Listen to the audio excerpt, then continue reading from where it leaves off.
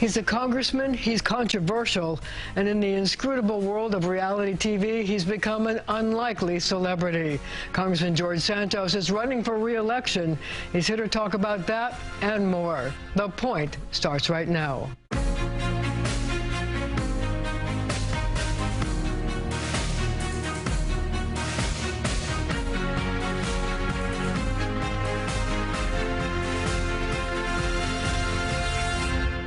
Congressman George Santos has been in office for 4 months, achieving a notoriety that has made him a name far beyond his Long Island district. So, Congressman, how do you feel about this notoriety that you have? I didn't sign up for it, that's for sure. When you're running for Congress, Marcia, you're running to go be the voice of your community. Now, it happens that I have a very loud voice, and I'm starting to understand what I can do with it for the good, and, you know, take lemons and turn them into margaritas. Not lemonade, it's boring, but it's working and it's paying off in a way. I'm just trying to be as effective as I can and as responsible as I can for the people of the 3rd Congressional District. But has it created any good moments for you, bad moments for you, nightmares, not nightmares? Like, what is it like to have had this happen to you? Like everything in life, you reap the consequences of your actions. Right? So there's been good moments, and there's been dark moments, there's been sad moments, there's been moments of fear. But all in all, there's a balance. I have a good attitude towards life. You know, I've always maintained a good attitude throughout this entire process. What happened to me the first 30 days of this year will follow me forever, but in no way, shape, or form will I ever allow it to affect the kind of work I deliver for the people who elected me. So I'm curious, what are the good moments, the bad moments, and the moments when you were afraid? Good moments, my staff. They're the best part of my life these days, aside from my family, obviously. They really keep me grounded, focused, centered. They do the work, and they stuck by me through thick and thin. That was a good moment. A bad moment, the worst moment was when I was trying to understand the overwhelming attention and all the negative things being written and all the mean things people write on social media. It's just really... You sometimes think, can people really think these things? Do they think this is funny? It's like some really negative, dark things that are said. So those are bad moments sometimes. Did it make you cry? No. No, I didn't shed a single tear throughout this, not because I'm not human, because there was nothing to cry about. There was a lot of thinking. Now, a moment of fear was when I received our really first credible risk assessment death threat. Got Capitol Police involved. We had the NYPD involved. The gentleman was arrested and arraigned. Was this in New York or was it in Washington? Oh, no, we were in Washington. We were left a voicemail. The voicemail was explicit in detail of what was going to happen to myself, my husband. Oh, I'm going to come take you and your husband, in an F-word derogatory term.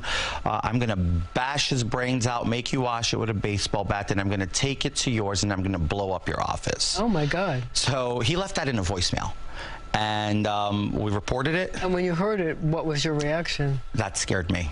They were coming after my family now, and that was very strange. So I wonder, you know, sometimes I think about what happened to you, and I wonder if that was actually a strategy. Your decision to inflate your resume was a strategy that helps you get a larger-than-life personality in the Congress before you got there. No strategy whatsoever. Just stupid decision. Should never do it. Should have never done it. But in retrospect, it might have been a smart strategy. I don't think so. Or was it a dumb strategy? It was no strategy for sure. It was a stupid decision. Like every human, I made a mistake, and now I'm just paying the consequences. Now there's a benefit to it, right? There's always an upside to everything. So now we just need to explore it for the greater good. I mean, see, there's a part of me that thinks it's sort of like Trump-like, because, you know, Donald Trump seems to thrive on chaos and the things around him, and this is you're sort of become like a New York Trump in a sense, where you have that chaos, that energy that's floating around you. Have you ever thought about that as a comparison and whether you can use it to your benefit? I don't compare myself to anybody. I think that's arrogant, and I don't have that arrogant complex. A lot of people have pointed out, like, you've been able to capture the same essence as Trump, and you've been elected to office for 4 months. There's people in Congress for 40 years that nobody knows their name. You've been there for a little over 100 days, and the whole country knows who you are. I can't go out in the street without being recognized. It's uncomfortable because because I used to be a very comfortable. It is. I used to be I am a very private person. I like going out to dinner with my husband, with my friends, my family, and just being fun. And I don't get to do that anymore. People come up to you when you're out to dinner? Oh yeah. I mean, what do they say? I mean, it's mixed bag of feelings, right? There's some people who come up, you're great, we love you, we support you, and then there's people who flip me the bird, or they say mean things, and move on with their lives, and we move on with our lives. But there's not a single instance that I can go into a restaurant without at least a dozen pictures being taken of me having dinner with whoever I'm with. Does that stop you from going out? No, it doesn't. I still go out. You see all the pictures online. So you like it? I don't like it. You like being a social media darling? No, I don't. So I don't like the attention, but it doesn't deter me from going about my daily life. I still shop at the same places. I'm oftenly seen at the Americana Mall in my district. I'm oftenly seen at the same restaurants I always go to. I didn't change my life. People just happen to know where I am now, so they're expecting to see me there, especially when they know we're in recess and I'm in district. I feel like there's always people lurking around these areas, reporters, journalists, so it's just part of life now. You adjust. So we're born naked, we put clothes on, and we adjust to wearing clothes. So I went in as a nobody, and now everybody knows who I am. I have to adjust to that and just make it part of my life and move on with it. Is it possible to make that part of your life, given the fact that there's a lot of negativity? Look, Marcia, negative energy is energy, and I believe that energy can be harnessed for good. So no matter how bad they throw it at you, it's about how you apply it in life and how your outlook in life is. We're all human beings. We're all flawed. If you look inside yourself, if everybody looks inside themselves, you'll find some things that you're probably not really proud of, or things you would have done differently. I'm no different, right? I just have to do it in front of millions of Americans watching every time I do an interview with people like you, and I have to do it. And I've eaten that humble pie time and time again. I'm not embarrassed to do it. I'm ashamed of some of the decisions I've made, but I hold near and dear to me the fact that I can cope with the fact that I want to be judged by my work in this body for what I was elected for, with the propositions I gave. And I think I'm doing a good job. And I'm going to be judged in 2 years when my employers, my constituents, decide to hire me again or not. So you've had 100 days in office.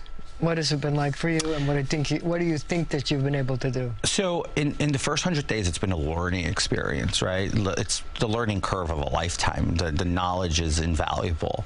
And I've been able to learn my real passions for community service and for public service, and one of them is water.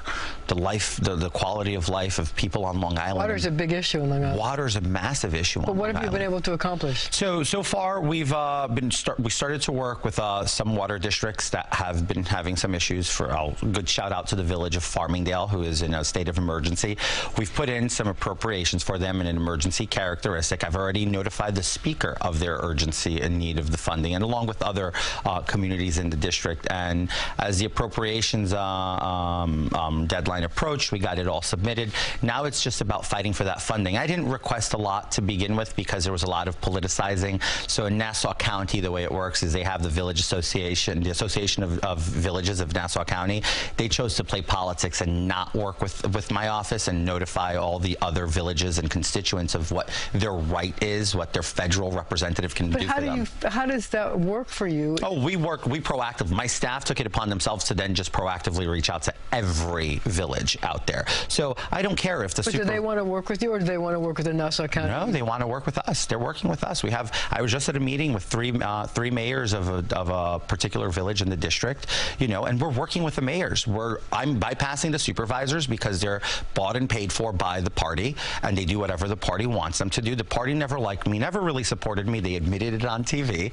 Now I just get to be a free agent of the people. Marcia, I have no chains of political apparatus holding me down to doing their becking order. I do what I think is best for the district, and I listen to the district. But if you don't play ball with the Republican Party, how are you going to get anything done? Because they're going to try to do their priorities and not your priorities. The Republican Party in Washington, D.C. is very disconnected from local GOPs. I'm talking about the local GOP. I work very well with the National Party in Washington, D.C.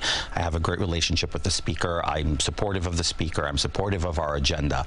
I just don't have to show up to the rubber chicken dinners of the party locally at home, which is a great favor for me. More time for... You don't like rubber chicken? No, neither do you. So let me ask you this. I know that you want to run for re-election, but the question really becomes, how can you really deliver for your district. I mean, you're on no committees. Jerry Nadler has banned you from going to the bipartisan meetings of the New York delegation. And the 11 bills that you've actually sponsored, you have no co-sponsors. Okay. So how do you get anything done when you're sort of a pariah in Washington? So the statement pariah, that's harsh words because it's not true. I work very well, and I have working relationships with Democrats. I'm texting back and forth with a few of them if you looked at my phone right now.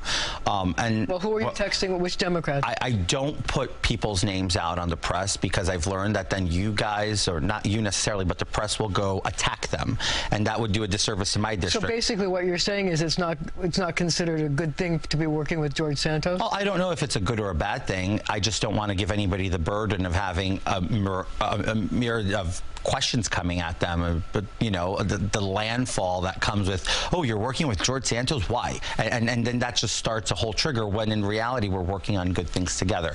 To answer your question on sponsorships, different offices have different strategies. I took the first 100 days to put out my agenda, to put out my bills. Now I'm going to take the next quarter and I'm going to work the bills, which means I'm going to get co-sponsors on them, and you'll see those updates as they come. I have already people that are hooked for one bill or another, so I do have co-sponsors that will be coming in. I just didn't do piecemeal, one bill at a time, get the bill, get the co-sponsors, get the bill, get the co-sponsors. I just said put the bills and we'll go work on the co-sponsors later. That's what my office is now focused on. But see, one of the bills that I looked at that you did was to deal with SALT, which is a huge issue. It was my first bill. Not only in your district, but all over the New York City area, the Westchester, the suburban area.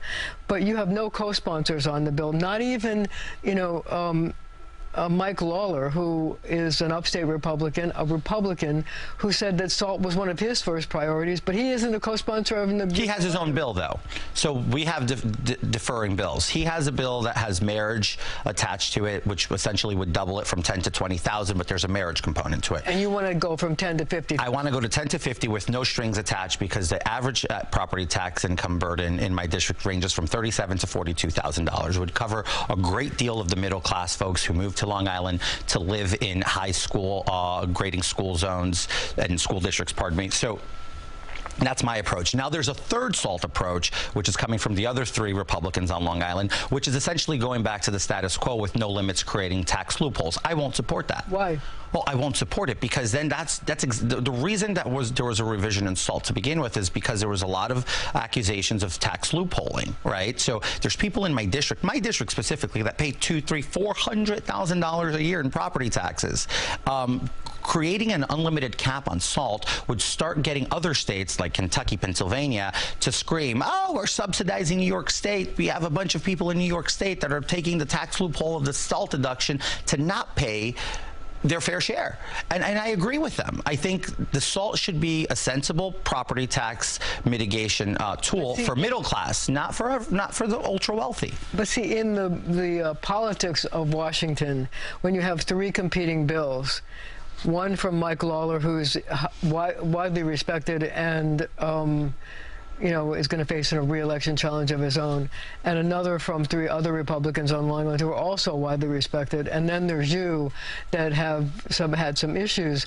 Whose bill is going to get precedence? Because they're not going to pass three SALT bills or even consider three SALT bills. And who knows whether the Congress would even pass a SALT bill anyway, because they hate New York. Well, Marcia, I've made it clear. The Speaker needs my vote for the next debt limit. I proved that last week when I was the last vote to be casted, and I had the option to fail it, and I was an open critic of the bill. I chose to pass the bill to give him a seat at the table. I've already made it clear, my SALT bill, or any sort of combination of SALT bill that is not an unlimited cap. There is a cap, but that is a higher cap, and I don't think 20,000 is that number. I think 50 is really the sensible number. We need to put politics aside. If we're going to really talk about raising the debt limit and talking about the budget. You're really saying you're holding hostage your vote on the debt limit. And that's my vote to hold hostage, and my district supports me for it. I've been talking to my constituents. Yesterday I had in mobile office hours, and I made that very clear to many people, Republicans and Democrats alike, like my position. So what did Mr. McCarthy say? No, I haven't told him that directly. I've made it public. Well, now you're telling him on my show. It's a public statement. I have my position. I have my priorities for my district, and that's my priority. How strong are you going to? I mean, if he comes to you and you say, look, he says, I need your vote on this debt limit. And I need SALT to be in it. And you will not? I will not. I will not be Tom Suozzi, who said no salt, no deal, and caved into every deal. But it could be a really heavy lift, especially since, let's face it, there's not a lot of sympathy for New York in general on the salt. And we create sympathy, Marcia, because we're part of the union, and we pay damn too much taxes to not have sympathy. So do you think that you can align with other Republicans in the House to try to get them to support your salt bill? I mean, you do have some friends there. We do have some friends. I do have some friends, and I think, you know... Will they vote? Will they do the same thing, hold hostage the vote on the debt limit in order to help you on salt? I don't know. I haven't asked anybody to fight my battles for me. I'm fighting my own battle right now. I gave the Speaker the opportunity to go negotiate with the President, and I think that that's what's most important. Okay, so... he has a diverse GOP. This isn't the old GOP, how right? desperately does he need your vote? I mean, it's not about desperation. It's about respect, right? The Speaker wants to pass unanimous bills as a unison from the party, and I respect him for that. And I would say he strives. But in this case, debt service is a really divisive issue. It is in the conference. It is, of course, it is. So your defection could actually hurt him. I don't want to defect, and it's not. But you're saying that you will. It's not that hard. Just consider the bill. Otherwise, you're going to be a defection. In the name of representing the 3rd District of New York, I have to be, or else I would stand for nothing. Solemn promise. That's a solemn promise. I've made that promise. I've made it clear. Tom Suozzi called himself no salt, no deal. He caved onto every deal. I am no salt, no deal, period. So one of the other bills that you're supporting as a co-sponsor is to make the AR-15 a national gun. Why is that a good position? We have a national everything. There's so many mass shootings. I understand. How can you defend that? But Marcia, it's not about defending. Mass shootings have nothing to do with guns. They have to do with mental health, because we have a bad health care system in this country. People with mental health issues can get an AR-15. Well, just by designating an AR-15 the national gun doesn't mean that it's widely available. The laws are standing there. And the reality is, when we're talking about people accessing guns, we need to make sure that we're holding accountable the point of sale. Are they upholding current existing laws? We have hundreds of gun laws on the books that are not upheld nationally. That's not the federal government's responsibility. Those are state localities that have to reinforce those laws. Goes to those gun shops and say, hey, are you reinforcing laws? Are you making sure that you're checking this and you're making sure they're not on registries, that they're not terrorists, criminals with bad... It's just there. So you actually are telling me that you're supporting gun reform legislation? It's not. I'm supporting gun reform legislation. The legislation's already there. I'm asking for the laws to be upheld. The laws are already on the books. That should there be stronger laws? I think the laws are pretty strong as they stand. If you look at them, they're just not applied. That's what people fail to understand. There's a lot of people saying we should do this. That's already a law. It's just not applied because nobody's holding anybody accountable. There's no oversight against the laws that are already on the books. So AR-15, do you own one? I don't. I don't own guns. Look, I like shooting. I go shooting for sport. I go into shooting range. What guns do you shoot? Berettas, Glocks, just pistols, just regular guns. Nothing. You like to play spy? I'm going to go shoot you? No. Absolutely not. Look, I'm always aiming either at a target or at a skeet when I barely hit them, but I try. It's pretty fun. So you're never going to buy an AR-15? No. I don't feel the need to own one. So why make it a national gun? Well, because it's manufactured in America. It's made. Oh, I don't take money from lobbyists, Marcia. If you ever look at all my stuff. I'm not saying you're taking money. I say you're playing up to them for their support. No, I'm not. Like I said, I don't need their support because I don't accept their money. I don't take lobbying money. So let me ask you this question. I know that you're friends with Marjorie Taylor Greene and Lauren Boebert. Are you trying to, how do you build relationships in Washington? And who would you say are your friends that you could count on if you went to them and say, hey, I need your support on a bill, say salt or something else? Look, it's about you know, you wash my hand, I wash your hand, I support your bill, you support my bill. A lot of people come to me for support for co-sponsorships because they know it'll get attention, and they're trying to get their bill notoriety, right? So you're talking about your notoriety as a positive thing. Well, that's how you can turn lemons into margaritas, as I said earlier. So use it for something positive. You're using your notoriety to be a lawmaker.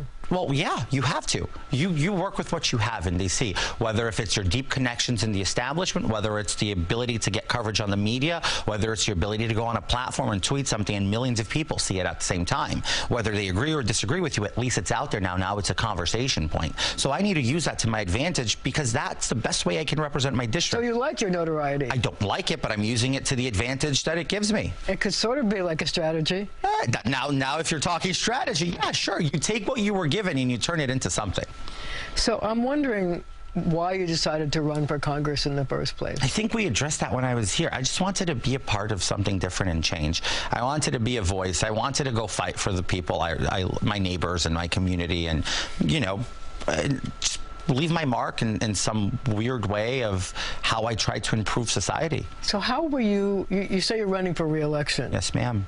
How are you going to convince people in Long Island to re-elect you, given all the controversy and the fact that your own party, the Republican Party, says they're going to back somebody else? It's fine. Look, I don't represent the Republican Party of Nassau County. I represent the constituents of Nassau County, the 700,000 plus employers that I have. Those are my constituents, right? That's who I work for. I don't care what the party says. Quite frankly, run ads against you. That's fine. Let them run ads against me. Every dollar that the GOP spends against a Republican, that means they're not defending other seats that they have to defend, which is stupid, if we're being honest, on a strategy level, right? So if they want to run a primary, they're going to also run ads supporting whoever candidate they pick. That's totally fine. Go ahead, do it. I'll raise the money.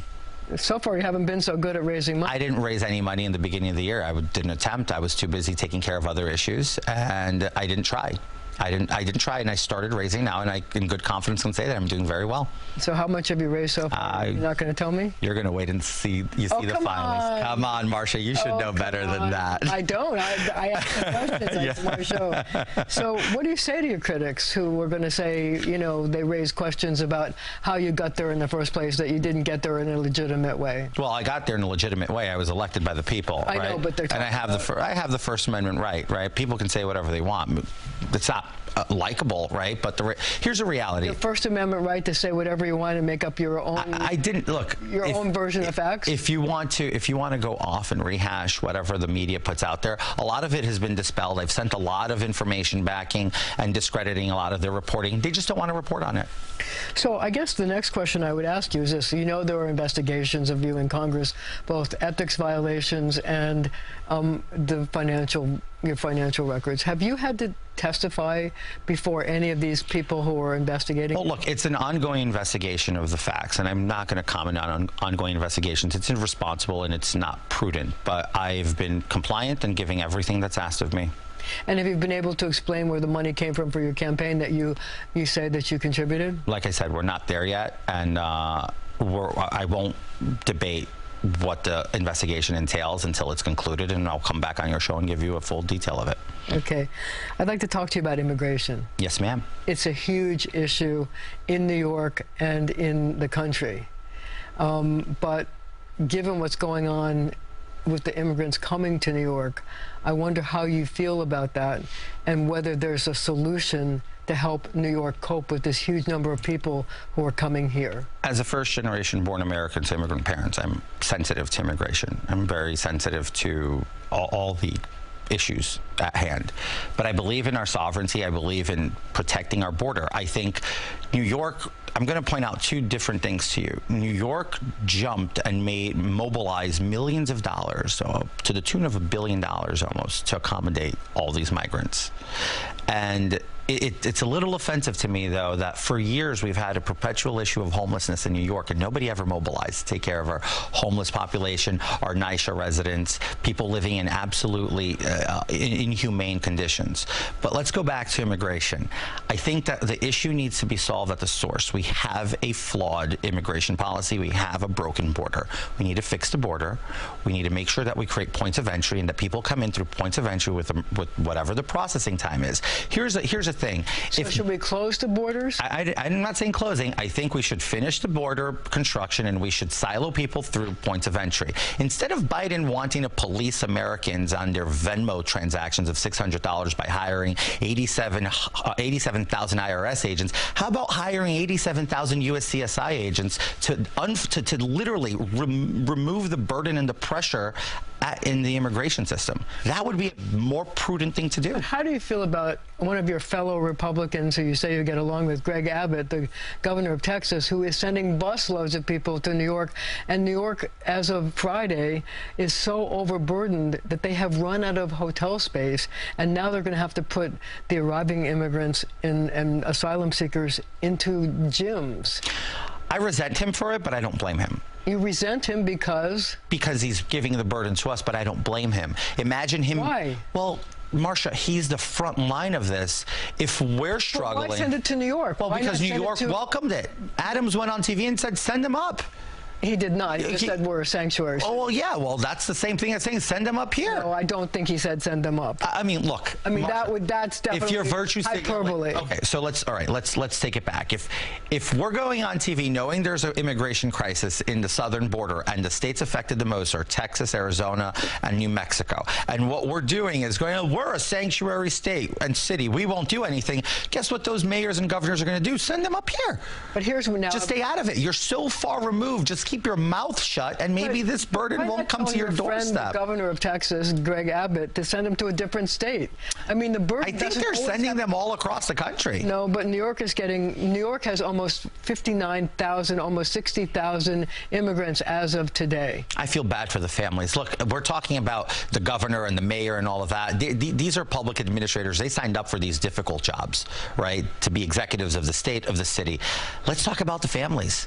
These people are in limbo. I feel bad for them. They're probably coming from a very bad situation in wherever they're coming from, and now they get here and they're bussed here and they're flown there and they're bussed into a hotel room. Marcia, we have a broken immigration policy. We need immigration reform. We need border security reform. That's really what it comes down to. So you say that you feel sorry for these people. I'm wondering if you think that some of these people should be taken to Long Island, which has some extra space, and maybe given jobs and treated. Absolutely not. We don't have the infrastructure on Long Island. We struggle. There's some hotels out there. There are that struggle to keep. You could provide jobs for them out there. There's no way possible. How could you, as a first-generation American and an immigrant, you wouldn't have them come to you? Well, it's not that I wouldn't have them come to my district, which in reality there's probably some already there, and I'd love to get back to you and your producers and give you an update on that later. But the reality is I have to be loyal to my constituents. We don't have the infrastructure. They don't want the asylum seekers in the community? I'm not saying that they don't want them. You don't want them. No, it's not that I don't want them. We have nowhere to put them. Where would we put them, Marcia? We don't have the infrastructure. Churches, Long Island, hotels, Long Island already has an affordability crisis with our youth. We can't afford to even stay on Long Island, let alone if we're going to come and put more stress onto the very sensitive housing market that Long Island has. Right? It's just a community that can't sustain it. It's real. Look, we're being realists, right? We can't do it. It's not that we don't want to. It's not that I'm not compassionate. We just can't do it. Okay, it's time for a break. We'll be right back with more from Congressman George Santos. We're back with Long Island Congressman George Santos. So you're running for re-election. What's your platform? Platform is the same. Continue the progress that we're making in the House, led by the Republicans. We're for fiscal responsibility. We're for border security. We're for the Parents' Bill of Rights and parent consent in school education. We're for mitigating the crime crisis that we have going on all across our state. This is all across our country, really. But it's the same platform. It's just continuity of what we're doing. Like I said, I just want to be judged by my work in the body. Forget about the noise. This job is not about me. It's about you and how I represent you. That's all you need to think about. That's what the voters need to look at it. But do you feel that you're going to have to say to the voters of Long Island in the 3rd Congressional District, I promise I won't lie to you again? Yeah, no, look, I think I'm going to go back to this. Yes, to answer your question, but I think beyond that is look at what I've done for you. Look at what I've accomplished for you. Look at my participation in representing your best interests in Congress. I think that's very important. So you have introduced a number of bills. Historic bills in some natures, too. I mean, but some of them I don't actually understand because I tried to look them up and the summary is in progress. So what's the bill having to do with terrorist organizations? So I'm just trying to declare organized gangs such as MS-13 and all these other gangs that come from Central and South America as terrorist organizations because they reign in terror in their home countries, and they bring that same terror here into the United States. It's domestic terrorism. But the question is, what do you want this bill to do? Well, the bill is to designate them terrorist organizations, and it widens the scope of the federal government to pursue them. But if they're called a terrorist organization, does that mean that they could have tougher penalties if they're arrested? No, we expand the coverage and the resources that we pour into seizing them and to pursuing them from the federal government, from the FBI standpoint of view. So it would force federal government to actually go after them as opposed to state and local government? Yes. So what's the Minaj bill, the Minaj Act? So the Minaj Act is a medical freedom bill. It was a creative way. Here's how politics works. Politics is boring. Who's Minaj? Is this Nicki Minaj? That's what I thought. Yeah. So why are you naming a bill after her? Well, she was very pro-choice on the vaccine situation and didn't like the mandates of the COVID-19 vaccine. And the reason I named the bill with some nuance there was simply to make sure that we can get pop culture meets politics, and we can harness the energy of a younger generation which necessarily doesn't enjoy politics, or layman people who don't pay attention to politics and say, oh, politics doesn't matter, but then you put some pop culture reference in there and you're opening the doors to politics to a whole new window of people. Sounds again like you're doing your notoriety thing. Well, I'm trying to bring more engagement into public policy. Isn't that a good thing, though? So I also want to ask... You make it entertaining, Marcia, so people can bear to watch C-SPAN, because it is boring. Can you bear to... Never mind. I cannot bear to watch C-SPAN. I'll answer that question. You've also signed on to something called... I can't even begin to believe this. The Cattle Fever Tick Erudition Program Enhancement Act. Why did you sign on to this Cattle Fever Tick Eradication Enhancement Act? So it's about good governance and working with your colleagues, and if it's an isolated... What does that have to do with Long Island? Well, nothing, but this is about supporting your colleagues who have issues in their districts, so you can go get support for your district. What did you get in exchange for supporting the Cattle Fever Tick Eradication? I'm building my asks, Marcia.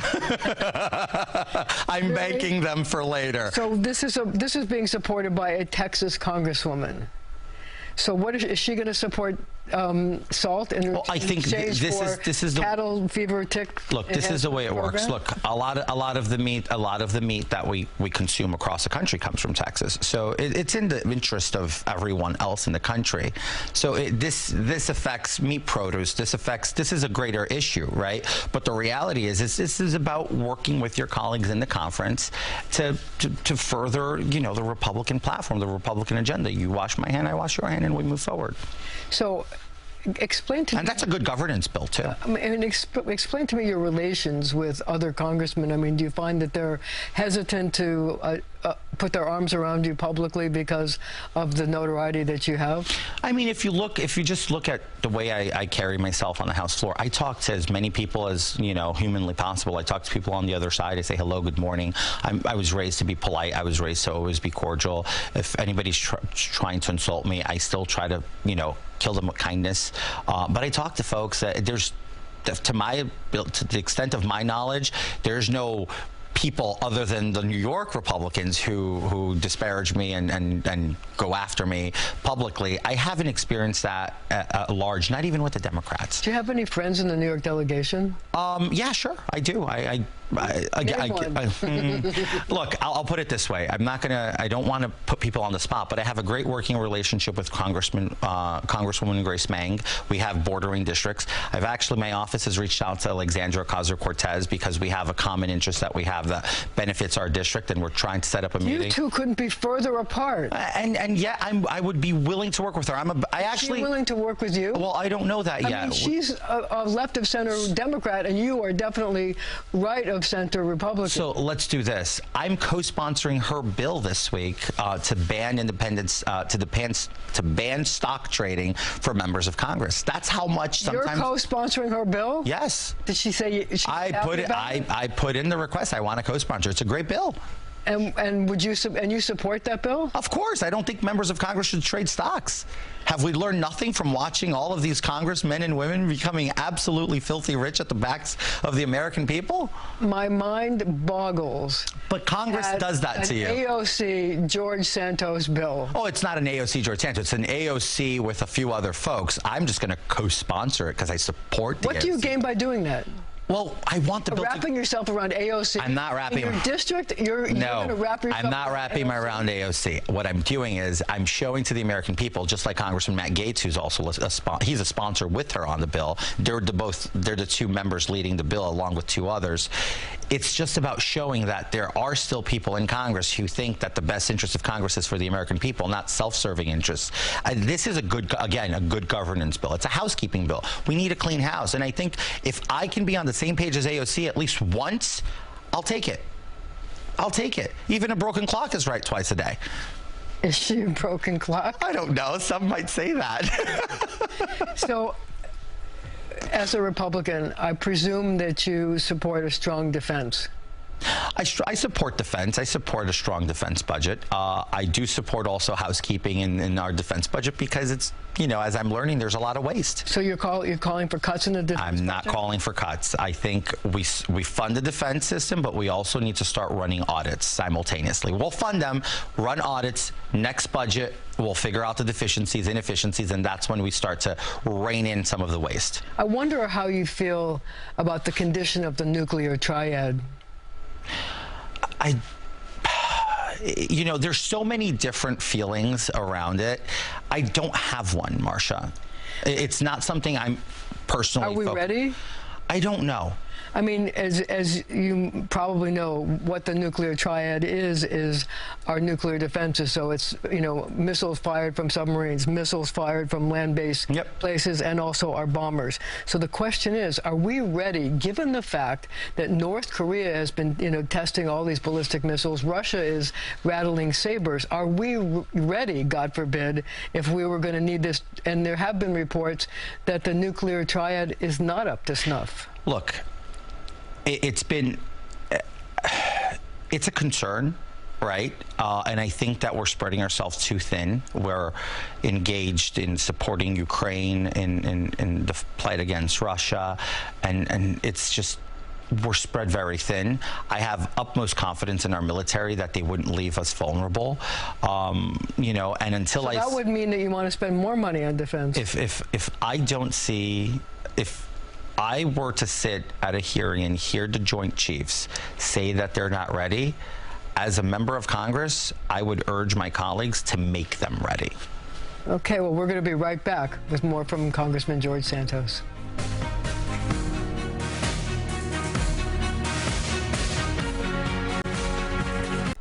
We're back with Congressman George Santos. I'd like to continue our discussion on defense for a minute, because one of the things that's going on in the state is that upstate Congresswoman Elise Stefanik, a fellow Republican who I think supported your candidacy originally, has worked hard to have New York, Fort Drum, listed as a third location for a missile defense system. But the Defense Department has said, we don't need it. I wonder how you come down on that, and whether you think that the Defense Department should actually build a third missile defense system there, because New York City and New York are going to be a prime target, God forbid, if there was ever an attack either by Russia or by North Korea. Look, I support the Congresswoman's fight for that. I also simultaneously support our Joint Chiefs and our military. I think they know what they're doing. I actually know they know what they're doing, and I rely on their experience to guide us in the best direction. Although I share your sentiment that we will be the first target, God forbid something were to happen. New York's always the first target, right? So don't we need missiles to go after to try to kill other missiles? I think so. I think so. So you're going to increase defense spending? So, stop trying to say that. You keep saying that. Come on. No, I think I leave it to the capable hands of the people who are in charge of making those decisions. Look, if they think that the proximity of the bases nearby are sufficient to protect New York, then, they understand this better than you and I, right, Marcia? So I rely on them. Now, if they come to us and say, no, we now need funding for Fort Drum and we do need a missile defense system there, we should appropriate those funds, because this is national security. We're not talking about just frivolous spending. We're talking about national security. Everything goes. So let's talk about the presidential primary. You have a candidate? I think there's a lot of people running. I know, it's so fun. It's 16 all over again. But we all know who's going to win the primary. It's a waste of time and money. Republicans should just stop this. So you're saying you're going to support Donald Trump? Is that I did it in 15 when I was made fun of it by Republicans. Republicans used to mock me for being a Trump supporter in 15. But there's certain questions about a person who's been indicted and in New York, but there's also other investigations that could lead to other charges being filed. Doesn't that give you pause to support somebody who's been indicted and could be convicted? Okay, so yes, indictments should be taken seriously, but a lot of Americans hear the word indicted and associate it with guilt.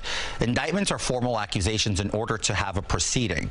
So it's a formal accusation. He's innocent until proven guilty. This is just a procedural matter. If he gets convicted. Which I don't foresee. What Alvin Bragg did was a political stunt, actually unbecoming of the DA, who has allowed women, the Jewish community, the Asian community to run at risk by downgrading felonies, by downgrading illegal, unlawful gun possessions, by absolutely having no regard for the rule of law. When you walk into a CVS, you have to press buttons to get eye drops, to get toothpaste. I mean, it's become ridiculous, the city, with what he's done to it. So, but to pursue him. It's not just the Alvin Bragg case, though. There are other cases that are, you know, there's one in Georgia that deals with election tampering. There's two in Washington. You know, predominantly led by people who ran on the guises of, I will prosecute Trump.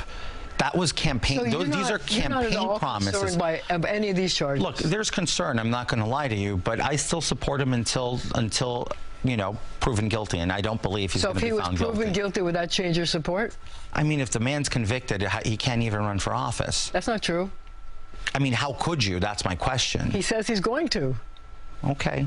So would you change your mind? I think Trump did great for this country. I think he was a great president, fiscally, economically. Look at where we were. Look at where we are. People like to say he added more to the deficit than any other president in modern history. Of course, he had a global pandemic on his plate. He had to. And if he hadn't, you would have said he was a genocidal lunatic. So this is the quandrum that he gets caught and put in every time. Trump was a great president for this economy. He was a great administrator. He ran the country like a business, and people did better, and they were better off for him. But I'm not shy about saying that I support him, and I think he will be the next president of the United States again. The Democrats are hoping that that's not the case. In fact, the Democrats say they want to have Trump run because they think it can help them recapture all those Republican seats. Read that to mean your seat, that the seats that went Republican the last election. I can see some seats could be reclaimed, but will your seat be reclaimed? Absolutely not. Whether it's me or another Republican will win it, because a seat that voted 10% for Joe Biden and then swung to 8.5% for me, that's not a seat Joe Biden picks up or the Democrats pick up no time soon. That is a Republican seat, Marcia. Are there other seats on Long Island that you could see reverting back to the Democrats in the next election? Sure, like the seat like the 4th Congressional District, and this is no dig at the congressman there, Anthony D'Esposito. It's just... Well, he's one of your biggest critics. That's too bad. I don't care. Are you saying that because he's your... No, I'm not. I'm being objective. I won by 8.5%, and he won by 2-3%. So the facts of the matter are that the numbers don't lie. Numbers are there. They don't lie. They're not fudgeable. The margins are bigger. The district is going to stay Republican, and I believe the 4th Congressional District is a tough one, although he is doing a good job for his district from what I can see based on his photo ops on social media. But that doesn't necessarily mean that anything is a lock. Look, we won't know what seats go which way until Election Day. That's just a reality. But what about the other Republican seats? Mike Lawler, Mark Molinaro, you know, upstate Republicans. I don't follow upstate politics. No, I just wonder if you think that they're going to be vulnerable with a Trump at the top of your table. That's a question better served for consultants, not me. I don't pretend to be a political consultant. So, Congressman, you've been the fodder of late-night comedians. You've been a favorite joke on a lot of these Saturday talk shows, Saturday Night Live and others. I wonder if you have a favorite joke that's been told about you that actually made you laugh. There was one, and it became a jargon in our office. So everybody's fizzing about my name because I have a long name, George Anthony DeVolder Santos. I went by Anthony my entire life because of my mom, and then eventually professionally I started using George as an adult. But there was this Boeing Yang reiteration on Saturday Night Live that he essentially says, George Santos, and then folds his hand and goes, but Miss DeVolder if you're nasty. So I thought that was funny. And in the office, we always joke around if I'm in a mood because I'm antsy and I want to see legislative text and stuff like that. They're like, oh boy, Ms. DeVolder's in town today because I'm antsy. So it's become a jargon. It's funny. But look, I don't think any of them did a good job because they don't know me and there's not enough historic footage of me on camera for them to understand my mannerisms. The only thing they could get right is my look, which is great. It's flattery. So if you could do it, if you could tell a joke yourself on yourself, what joke would you tell? Oh, I always do the self-deprecating jokes, you know, the fat jokes. Those are easy, so I have fun with those. So, or I also make fun. So here's a great one. People like to make fun of me. Oh, he has fake lips. He has Botox. He has this. I'm like, well, at least I could afford it. Most people. Do you have fake lips? Oh, Marcia. I mean, you brought it up. Marcia, I wouldn't tell you that. You wouldn't tell me that? Here we're having this wonderful conversation. You won't get after you brought it up? I represent Long Island. I can't tell you these things. These are trade secrets. So I want to go back to the debt ceiling for a second. I mean, do you think that there will be some kind of deal made so that we will avoid, you know? Yes. We won't. I can't fathom the president, the speaker, and Leader Schumer in the Senate doing anything to hurt the country and to put us. So where do you see the compromise? I think there's going to be lots of compromise. The reality is they're going to want. Are Republicans going to have to compromise? I think everybody's going to have to compromise, so long as we're not spending out of control. Because look, here's a position that I hold. We have about 30 seconds left. Here's a position. If we go back to 2019 spending, we'd have a 28% surplus. We just got to cut all the fat from COVID. There's a lot of COVID fat still lingering out there. If you go into the budget and cut that, you have a 28% surplus. If you adjust it for inflation, let's be generous and give it 50%, 14% surplus. Pay down a little bit of the debt. So we're going to have to leave it right there for now. But our conversation continues right after the show on our streaming channel, CBS News New York.